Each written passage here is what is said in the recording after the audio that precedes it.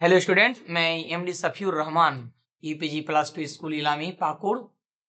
आज हम लोग प्रोजेक्ट परख 2.0 के अंतर्गत जो दिया जा रहा है क्वेश्चन, जो आने वाले मैट्रिक के एग्जाम के लिए काफ़ी महत्वपूर्ण है, उसको आगे बढ़ाते हुए आज फिर से एक बार नया चैप्टर में और नया सेट लेकर आए हैं। और ये सेट जो है ये विज्ञान से है और ये जो है ये केमिस्ट्री से है, मतलब रसायन से है। और इसके पहले हम लोग प्रकाश सर और मैं आप लोगों को दे चुका हूँ अब जो बायोलॉजी से और फिजिक्स से। तो आइए अब हम लोग केमिस्ट्री का कुछ महत्वपूर्ण क्वेश्चन को जानते हैं जो आने वाले एग्जाम के लिए काफ़ी महत्वपूर्ण है। तो 10 क्वेश्चन का जो सेट है, तो पहला क्वेश्चन इस प्रकार है कि बिना बुझा हुआ चूना का फॉर्मूला आपको पूछा गया है, सूत्र पूछा गया है कि बिना बुझा हुआ चूना का फॉर्मूला क्या होता है। देखिए, चूना को कभी बिना बुझा हुआ चूना और बुझा हुआ चूना में डिवाइड किया जाता है। बुझा हुआ मतलब जैसे हम लोग प्यास बुझाने के लिए पानी, आग बुझाने के लिए पानी, उस प्रकार चूना में जब पानी डाला जाता है तब उसका नाम हो जाता है बुझा हुआ चूना। और बुझा हुआ चूना का फॉर्मूला होता है कैल्शियम हाइड्रोक्साइड, जबकि यहाँ पूछा गया है बिना बुझा हुआ चूना मतलब सूखा चूना, कली चूना। तो ये हो गया कैल्शियम ऑक्साइड, याद रखिएगा, इसका होता है कैल्शियम ऑक्साइड रासायनिक नाम और फॉर्मूला होता है CaO। तो हो गया बिना बुझा हुआ चूना का फॉर्मूला कैल्शियम ऑक्साइड यानी CaO। ऑप्शन नंबर ये सही है। ऑप्शन नंबर 2 में देखिए, क्वेश्चन नंबर 2 में कि AFE माने आयरन कॉपर सल्फेट के साथ जब वो रिएक्शन किया गया तो वो फेरस सल्फेट यानी आयरन सल्फेट और कॉपर में विभाजित हो गया। ये इस प्रकार एक समीकरण बना। और आपको पूछा गया है कि ये किस प्रकार की अभिक्रिया है। हम लोग अभिक्रिया में पढ़े थे संयोजन अभिक्रिया, वियोजन अभिक्रिया, विस्थापन अभिक्रिया, द्विविस्थापन, इसके बाद ऊष्मा छिपी, ऊष्मा शोषी, ये जो उपचयन, अपचयन, रेडॉक्स, तो सभी जो अभिक्रिया पढ़े थे। तो इस प्रकार अभिक्रिया में हम लोग पढ़े थे कि देखिए कि कॉपर सल्फेट जो है वो आयरन जो है कॉपर से अपेक्षाकृत जो है कम अभिक्रियाशील है। इसीलिए आयरन क्या करता है, कॉपर को हटा देता है और कॉपर जो है विस्थापित हो जाता है और सल्फेट के साथ जो है आयरन अपना यौगिक बना लेता है। तो इस प्रकार की अभिक्रिया को कहते हैं विस्थापन अभिक्रिया। इसको समझाने के लिए हम लोग बोले थे कि अगर A plus B A B बनता है तो इसमें सिर्फ संयोजन हुआ, इसको हम शादी भी बोले थे। और ये बी अगर ऐसे जुड़ा हुआ है, इसको तोड़ दिया जाता है, A प्लस बी मतलब तलाक हो गया, तो इस प्रकार की अभिक्रिया को वियोजन कहते हैं। और A प्लस बी पहले से शादीशुदा कोई है और C अगर शक्तिशाली कोई आके इसको तोड़ के भगा देता है और ये C बन जाता है और B बेचारा भाग जाता है, तो यह क्या हुआ कि C का जो है पावर, अभिक्रिया करने की क्षमता B से ज्यादा है, जिसको भगा देता है। इस प्रकार की अभिक्रिया को हम कहे थे विस्थापन अभिक्रिया। और एक अभिक्रिया याद रखिएगा कि ये भी शादीशुदा मान लीजिए C D के साथ मिला हुआ है। अब क्या करता है, अदला बदली करता है, A B के साथ C और A के साथ D, इस प्रकार अदला बदली करता है। तो इसे कहते हैं आयनों का अदला बदली। इसे कहते हैं द्विविस्थापन अभिक्रिया। बन जाता है क्या, मान लीजिए बन गया AD और इधर बन गया BC, तो इस प्रकार अदला बदली होता है। तो संयोजन, वियोजन, विस्थापन, तो यहाँ पूछा गया था इस प्रकार का अभिक्रिया, तो हमें कहना है विस्थापन अभिक्रिया, यानी ऑप्शन नंबर C सही है 2 नंबर का। 3 नंबर में पूछा गया है कि CaOCl2, जिसे हम रासायनिक नाम के रूप में कैल्शियम ऑक्सीक्लोराइड के रूप में जानते हैं। और इसका फॉर्मूला एक फॉर्मूला है, आप पूछा गया है कि एक इसका प्रचलित नाम है, तो याद रखिएगा इसे कहते हैं विरंजक चूर्ण।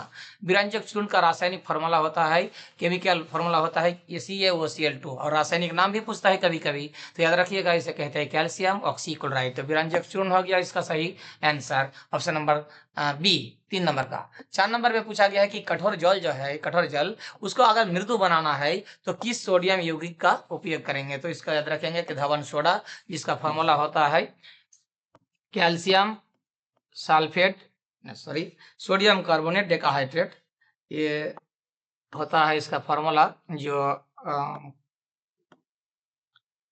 सोडियम कार्बोनेट डेकाहाइड्रेट, इसका धवन सोडा का मतलब इसका रासायनिक नाम हो गया sodium carbonate decahydrate Na2CO3 10H2O, ये होता है धवन सोडा का। और इसको यूज किया जाता है मृदु बनाने के लिए अगर जल कठोर है तो। बेकिंग सोडा खाने में यूज किया जाता है, विभिन्न प्रकार का कोई खाद्य पदार्थ है उसको बनाने में, जिसका फॉर्मूला होता है सोडियम बाइकार्बोनेट। जिप्सम एक होता है विरंजक चूर्ण, जो अभी हम लोग पढ़े। तो इसका जो कठोर जल को अगर हम लोग मृदु बनाएंगे तो धवन सोडा का यूज किया जाता है। 5 नंबर में पूछा गया है कि टमाटर जो हम खाते हैं टमाटर, उसमें कौन सा एसिड पाया जाता है, यानी अम्ल पाया जाता है, तो याद रखेंगे हम लोग उसमें पाया जाता है ऑक्सैलिक अम्ल, यानी ऑप्शन नंबर डी सही है। इसके बाद यहाँ एसिटिक अम्ल पूछा गया था, साइट्रिक अम्ल नींबू में, एसिटिक अम्ल सिरका में, तो इस प्रकार आप लोग को याद रखना है टमाटर में जो अम्ल पाया जाता है वह है ऑक्सैलिक अम्ल। क्वेश्चन नंबर 6 में है कि कौन सी धातु ऐसा है जो प्रकृति में मुक्त अवस्था में नहीं पाए जाते हैं, ध्यान रखिएगा नहीं कहा गया है, नहीं पाए जाते हैं। अक्सर पूछा जाता है कि कौन सी धातु प्रकृति में मुक्त अवस्था में पाया जाता है, तो सोना या फिर चांदी देते हैं हम लोग, तो यहाँ सोना है, चांदी है, तांबा है, प्लेटिनम है, तो सोना चांदी प्लेटिनम जो है जल्दी किसी के साथ रिएक्शन नहीं करता है, तो उसको हम खोला छोड़ देंगे तो जल्दी जंग नहीं लगेगा। लेकिन तांबा एक ऐसा धातु है जो जल्दी रिएक्ट करता है और उसे हम मुक्त अवस्था में नहीं छोड़ सकते हैं, वो आसानी से जंग लग जाता है, तो ये मुक्त अवस्था में नहीं पाया जाता है। कौन? तांबा। तो 6 नंबर का सही आंसर हो गया option number C.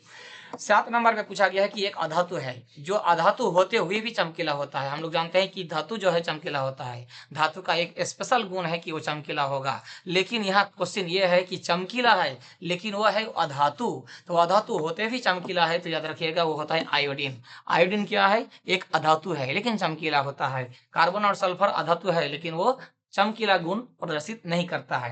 Question number 8 में आता है कि लोहा और इस्पात को जंग से सुरक्षित करेंगे। लोहा में क्या हो जाता है? जंग लग जाता है, इस्पात में जंग लग जाता है, तो उसको अगर बचाए रखना है, सुरक्षित रखना है, ठीक रखना है, तो हम किस धातु की एक पतली परत चढ़ाते हैं, पतला क्या करते हैं, विद्युत लेपन के द्वारा हम लोग पतला एक परत चढ़ाते हैं, और वो पतला परत क्या है? जिंक का होता है, तो जिंक चढ़ाते हैं। लोहा को या इस्पात को जंग से बचाने के लिए हमें क्या चढ़ाना है? जिंक चढ़ाना है।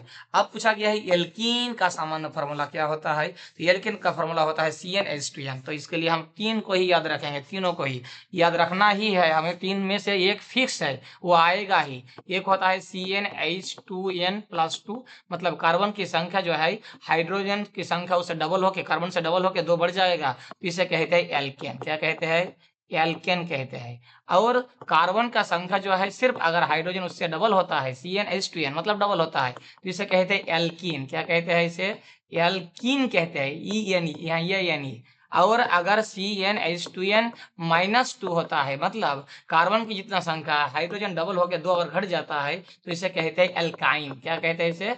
एल्काइन कहते हैं, तो याद रखेंगे। और ये तीनों में से एक क्वेश्चन जो है फिक्स्ड है, चाहे आपको एल्केन का फॉर्मूला पूछे या फिर फॉर्मूला देके पूछे कि ये एल्केन है कि एल्किन है कि एल्काइन है, तो ये फिक्स्ड है। तो यहाँ पूछा गया था 9 नंबर में कि इसका एल्किन का सामान्य सूत्र क्या है, तो CnH2n बताना है। अब यहाँ पूछा गया है क्वेश्चन नंबर 10, देखिए लास्ट क्वेश्चन है इस सेट का, कि ये जो दिया गया है ये एक दिया गया है फंक्शनल ग्रुप, जिसे हम प्रक्रियात्मक समूह कहते हैं। हम लोग जब क्लास 10 का कार्बन यौगिक चैप्टर को पढ़ेंगे तो उसमें 4-5 हम लोग को पढ़ना है, जैसे कीटोन है, अल्कोहल है, हेलोजन ग्रुप का हाइड्रोजन, आपका ब्रोमीन है और आयोडीन है, तो इस प्रकार। तो इसमें यह पूछा गया है कि ये कौन सा फंक्शनल ग्रुप है प्रक्रियात्मक समूह, तो ये है एल्डिहाइड, कीटोन, अल्कोहल, तो ये है अम्ल। क्यों अम्ल है? इस फंक्शनल ग्रुप को कहते हैं कार्बोक्सिलिक अम्ल। तो इस प्रकार का अगर रहे तो इसे कहते हैं अम्लों का फंक्शनल ग्रुप। जैसे कीटोन में वो रहेगा, अल्कोहल में OH रहेगा। इस प्रकार जो फंक्शनल ग्रुप हम लोग देखे थे, तो इसमें पूछा गया था COOH, तो ये प्रोग्राम समूह किसका है? अम्लों का। इस प्रकार हम लोग आज इस सेट में 10 बहुत ही महत्वपूर्ण केमिस्ट्री से, मतलब रसायन से आप लोगों का आने वाले एग्जाम के लिए काफी महत्वपूर्ण है, इसको जरूर एक बार देख लीजिए। अगर एक बार में नहीं होता तो 2 बार देख लीजिए, आपको जरूर याद आ जाएगा, समझ जाइएगा। तो अब फिर मिलेंगे अगले वीडियो में, तब तक के लिए आप अच्छे से पढ़ाई करते रहिए। सभी का बहुत बहुत धन्यवाद।